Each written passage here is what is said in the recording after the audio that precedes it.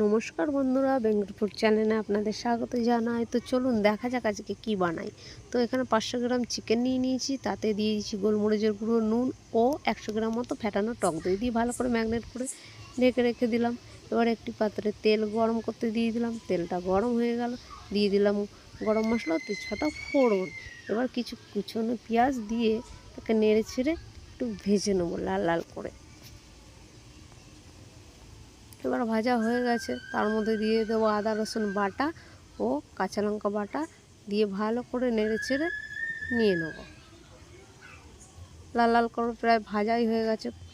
এবার দিয়ে দিলাম ম্যাগনেট করা চিকেনটা, দিয়ে ভালো করে কষিয়ে কিছু গুঁড়ো মশলা দিয়ে দেবো। তার মধ্যে আছে যেমন লঙ্কার গুঁড়ো, ধনের গুঁড়ো, জিরের গুঁড়ো ও হলুদের গুঁড়ো।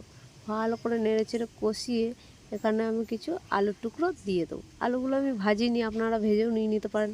তো এরকম করে একবার খেয়ে দেখবেন, ভালো লাগে না ভেজে। তো আলু দিয়ে ভালো করে কষিয়ে নেবো ঢেকে ঢেকে, যতক্ষণ না চিকেনটা থেকে তেল ছেড়ে আসে। আমার চিকেন থেকে তেল ছেড়ে এসছে। এবার সামান্য পরিমাণ জল দিয়ে, যেহেতু আমি এটা কষা রাখবো তাই অল্পই জল দিলাম।